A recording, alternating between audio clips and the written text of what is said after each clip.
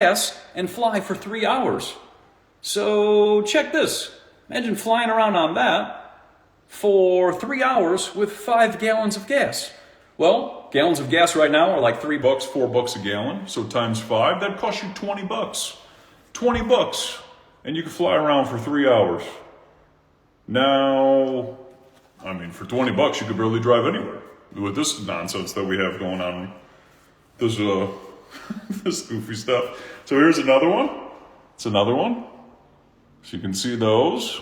And what was really cool is when you get into like Germany, when they got into this, Germany was putting libraries in there. They were putting bars. They were putting in dance floors. You could dance while you were on the blimp and you could travel across the world. You didn't have to throw away your water and you didn't have to get radiated. You could just travel. You could go in the library, maybe read a book, maybe read this book, something like that. That would be a good idea. But this is an interesting one too, because it also talks about the Crystal Palace in London.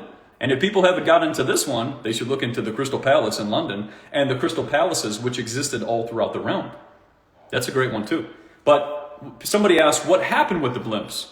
So this is a good question. So what happened was there was the Hindenburg incident.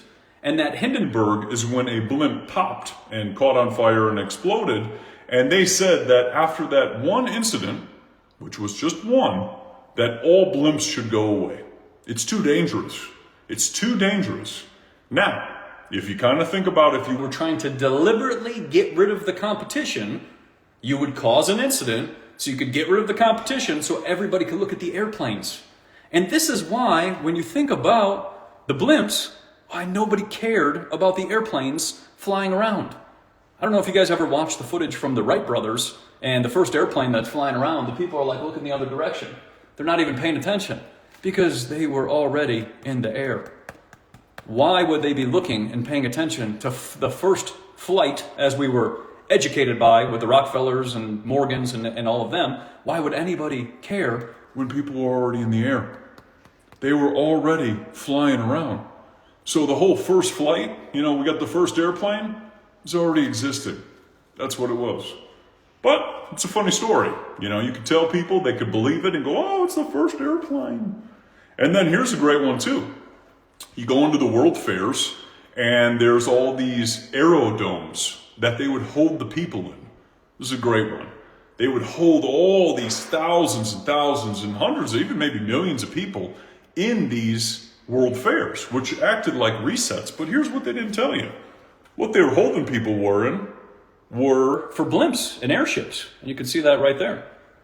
That huge aerodome was where they held the people so they could hold the convention. And they could brainwash the people into believing that this is not there, right? We get rid of that. We got rid of the blimps and the Zeppelins and all those other things. That was the first one, so they did that. And then the second part was they would hold all the people in there and tell them all about the World Fair. And it's interesting because when you look at the events at the World Fair, you can see on the people's faces that they are not interested. They're not interested at all. Why are they not interested? Because they've already seen all this stuff. It's already all been there. And that's why they're not interested. And when you look at them, you can tell they don't want to be there because they don't look like they fit in. So it's crazy with this whole thing. Let me see. So then you get into the Eiffel Tower and the whole situation with that. Then you get into more blimps. Check that. You got more blimps. People just flying around. Just seeing